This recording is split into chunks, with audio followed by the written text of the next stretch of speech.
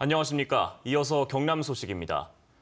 태풍 뿌라비룬의 영향으로 경남에도 크고 작은 피해가 발생했지만 다행히 직접적인 인명피해는 없었습니다. 양산에서는 도로변 주차장이 침하되고 농경지 침수 피해도 잇따랐습니다. 오종우 기자의 보도입니다. 하천가 도로변 주차장이 푹 꺼졌습니다. 주차장 약 20m가 1m 정도 침하되며 주차된 차량 4대도 함께 내려앉았습니다. 어제 오후 4시쯤 양산시의 한 아파트 인근 주차장을 바치던 옹벽이 무너지며 도로가 침하된 겁니다. 곳곳에서 침수 피해도 잇따랐습니다. 어제 오후 창원시 회원동의 한 지하 노래방이 1m 정도 물에 잠겼고 창원시 완월동의 한 도로에서는 강풍에 나무가 쓰러져 안전 조치됐습니다. 의령과 함안, 고성에서는 벼와 밭작물 등 농작물 80헥타르가 침수됐고 도로 침수와 축대 유실 등으로 경남에서만 49건이 신고돼 응급 복구됐습니다. 강한 비 속에 항공기 운항도 차질을 빚어 무더기 결항이 속출했습니다. 김해공항에서는 일본과 홍콩 등으로 가는 국제선과 국내선 160여 편이 결항됐습니다. 다행히 제7호 태풍 뿌라비룬의 이동 경로가 대한해협을 따라 한반도를 비껴가며 큰 인명피해는 발생하지 않았습니다. KBS 뉴스 오종우입니다. 장마에 태풍까지 겹치면서 침수된 농경지가 전국의 8,000헥타르를 넘어서는 등 농촌 비 피해가 속출하고 있는데요. 제대로 정비되지 않은 배수로가 이 같은 침수 피해를 키우면서 농민들이 속수무책으로 애태우고 있습니다. 오승묵 기자가 취재했습니다. 논 주변 배수로가 형태를 알아보기 어려울 정도로 온갖 수풀로 우거져 있습니다. 집중호우 때 강으로 물을 내보내야 하지만 해마다 재기능을 못하기 일쑤입니다. 오히려 상류댐에서 수문을 개방하면 물은 금세 논밭으로 범람해버립니다. 매년 집중호우철 되면 이 마음이 진짜 조마조마합니다. 특히나 우리 뿌리 작물 마원은 피해가 좀 상당히 많이 발생할 수밖에 없습니다. 장마에 태풍까지 겹치면서 오늘까지 침수된 농경지는 전국의 8천여 헥타르. 경남에도 벌써 논밭 80헥타르가 피해를 입었습니다. 이 같은 피해를 막기 위해 평소 배수로한 퇴적물을 청소하고 물펌프를 적재적소에 설치해야 합니다. 하지만 전국 농경지 배수로 절반이 제대로 관리되고 있지 않은 상황. 관할기관에선 예산과 인력 문제를 토로합니다. 기존 펌프장을 더 늘릴 수도 없는 문제고 펌프장을 늘리다가 또 배수로가 또 2배 이상 커야 되기 때문에 예산상 좀 어려운 점이 좀 있습니다. 담당 공무원들은 비상근무에 돌입했지만 제때 정비하지 않은 농수로로 농경지 비 피해가 커지고 있습니다. KBS 뉴스 오승목입니다. 고용노동부가 한국GM에 불법 파견 형태로 일을 시키고 있는 창원공장 비정규직 노동자 770여 명을 직접 고용하라고 한 시한이 어제 끝났지만 한국GM은 고용노동부의 시정명령을 거부했습니다. 공적 자금 8천억 원까지 지원받으면서도 매번 국내법을 무시하고 있다는 비난을 사고 있습니다. 이승철 기자의 보도입니다. 법원으로부터 한국GM 노동자로 인정을 받은 비정규직 노동자들입니다. 모두 45명으로 판결이 난 지 벌써 넉 달째입니다. 하지만 GM은 아직도 직접 고용을 안고 있습니다. 정규직으로 전환되는 부분들이 오히려 거꾸로 이제 공장이 없어진다라는 비보를 받았기 때문에 즐거움보다는 또 다른 고민이 많이 들었습니다. 한국GM은 2014년에는 불법 파견이 아니라는 판정을 받았었다며 정규직 고용을 거부하고 있습니다. 이번 건은 작년 연말에 있었던 수시근로감독에 대한 결과건이고 지난 2014년 초에 2013년도 연말에 있었던 특별근로감독 결과가 다른 거예요. 한국GM에 지원된 공적 자금은 4천억 원, 연말까지 4천억 원이 더 투입됩니다. 한국GM 살리기에 막대한 나랏돈까지 들어가는 상황에서 법원 판결도 정부의 명령도 거부하는 회사 측의 태도에 금속노조는 회사 살리라고 준 돈을 벌금으로 쓸 거냐며 비판했습니다. 이미 한국GM은 법원에서 2번이나 불파견이라고 판결받은 사업장입니다. 오히려 GM은 그런 정당한 요구를 무시하고 오히려 노조활동을 탄압하고 현대기아차는 한국GM과 달리 자동차 업종에 만연한 불법 파견에 대한 법원 판결이 잇따르자 2021년까지 비정규직 4,500명을 단계적으로 직접 고용하기로 했습니다. KBS 뉴스 이승철입니다.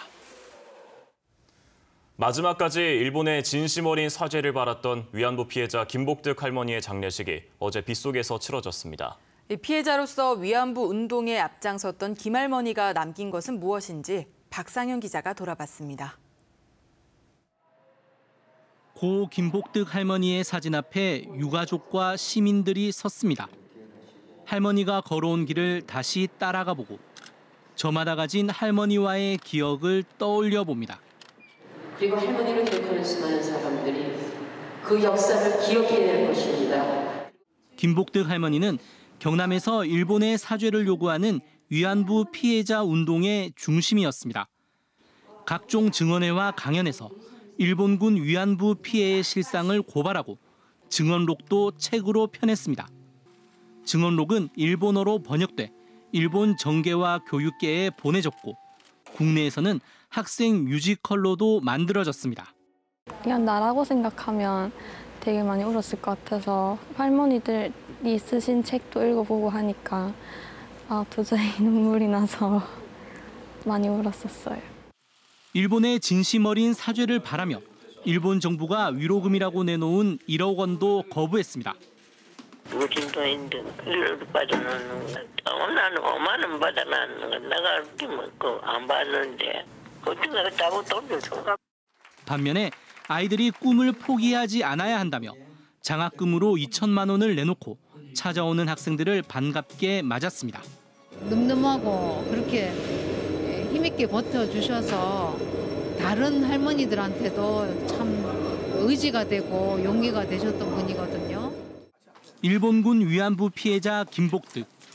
크나큰 고통을 겪었지만 부끄러워하지 않고 일본의 진정한 사죄를 요구한 당당한 모습으로 남았습니다. KBS 뉴스 박상현입니다. 부산시가 성면공장 주변에 살았던 사람들의 주민등록을 조회, 검진 대상자 25만 명을 출연했습니다. 7년 안에 성면 검진을 완료하겠다는 계획이지만 현실은 쉽지 않습니다. 인근 부산시만의 일은 아닌 것 같습니다. 장성길 기자입니다. 구청 대강당에 마련된 성면검진소에 사람들이 몰려듭니다. 용당동 대형산업 등 과거 성면 관련 공장 주변에 살았던 사람들입니다. 해당 지역에 몇 년을 살았는지 꼼꼼하게 설문조사하고 의사검진이 끝난 뒤 엑스레이 촬영까지 이어집니다.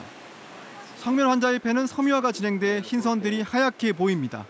종이끼리 부딪히는 그런 낙엽 비비는 소리 이런 것처럼 약간 들리긴 해서 이제 초기에는 조금 잡기 어렵긴 한데 저명하게 들리시는 분들은 따로 이렇게 기록을 해두면 현재는 이런 식으로 한 해 약 1,500명이 검진을 받을 수 있습니다. 한 사람당 6만 5천 원이 듭니다. 25만 명이 이런 진료를 받기 위해서는 150억 원 이상의 예산이 필요합니다. 부산시는 최장 7년 안에 이들에 대한 성면 검진을 마무리한다는 계획이지만 정부에서는 오히려 국비 지원을 줄이는 모양새여서 고민이 깊습니다. 정부에서도 신규 지역에 대해서만 국비를 지원할 게 아니라 기존 지역에 대해서도 지속적인 관심과 국비 지원이 있기를. 지난 2009년부터 부산시는 15,600여 명에 대해 성면 검진을 실시했고 이 가운데 현재까지 214명이 확진 판정을 받았습니다. 앞으로 10년 안에 추가 성면 환자가 급증할 가능성이 큰 만큼 부산시가 보다 신속한 검진과 치료 예산 확보에 나서야 한다는 지적입니다. KBS 뉴스 장성길입니다.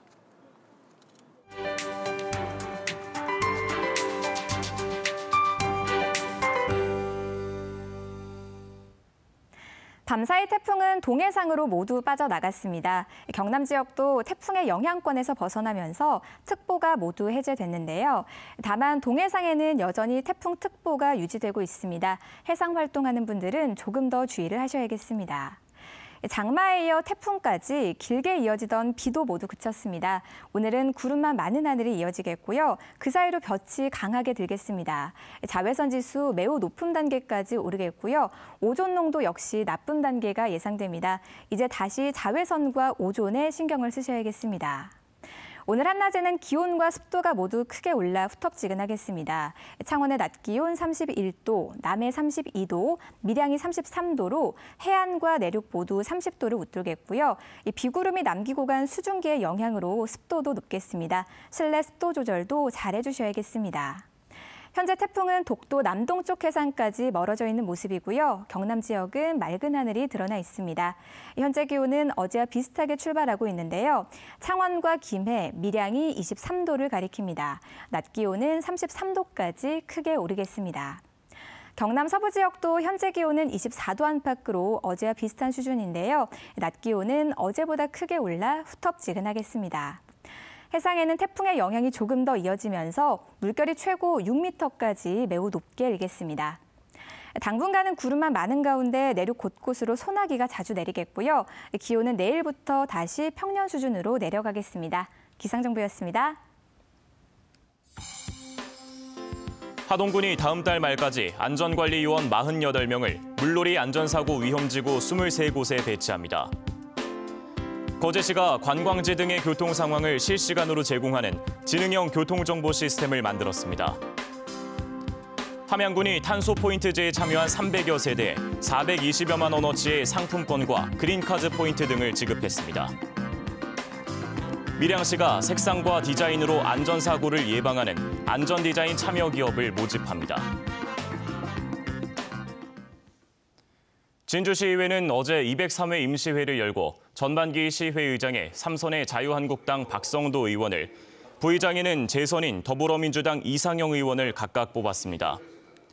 또 하동군의회 신재범, 남해군의회 박종길, 산청군의회 이만규, 함양군의회 황태진 의원이 각각 전반기 의장으로 선출됐습니다. LH가 어제 경남 혁신도시 본사에서 파견 용역 근로자에서 정규직으로 전환된 신입 직원 440여 명에 대한 임용식을 열었습니다. 이번에 임용된 정규직 신입 직원은 기존에 일하던 파견과 용역 근로자 320여 명과 공개 채용 110여 명 등입니다. LH는 앞서 지난해 12월 기간제 근로자 1,200여 명에 대한 정규직 전환을 마무리했습니다. 고속버스 안에서 흉기를 휘두른 사건과 관련해 경찰이 피해자를 도운 승객에게 표창을 수여하기로 했습니다.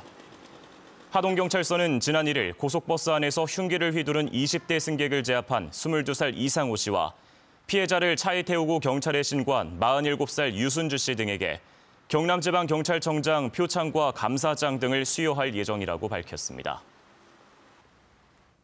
진해의 한 해군 부대 장성이 부하 여군에 대해 성폭행을 시도한 혐의로 긴급 체포됐습니다. 해군 관계자는 진해의 한 부대 지휘관인 A 장성이 지난달 27일 B 여군과 술을 마신 뒤 성폭행을 시도한 혐의로 헌병대에 긴급 체포돼 수사를 받고 있다고 밝혔습니다. 해군은 피해 여군이 양성평등 담당관과 상담하면서 사건이 알려졌다며 A 장성을 어젯밤 보직 해임하고 사건을 조사하고 있습니다. 부산은행 임원에게 자신의 딸을 채용하라고 교사한 혐의로 기소된 조문환 전 국회의원에게 검찰이 징역 2년을 구형했습니다. 검찰은 부산지법에서 진행된 조 전 의원에 대한 결심 공판에서 부산은행 임원에게 경상남도 금고 선정 과정에서 불이익을 줄 수 있다는 의사를 전달해 딸의 채용을 교사한 행위가 성립된다고 밝혔습니다. 조 전 의원은 경남발전연구원장 시절이던 지난 2015년 부산은행에 지원한 딸이 필기시험에 불합격하자 임원에게 전화를 걸어 부정 채용을 교사한 혐의로 기소됐습니다. 뉴스를 마칩니다. 시청해주신 여러분 고맙습니다.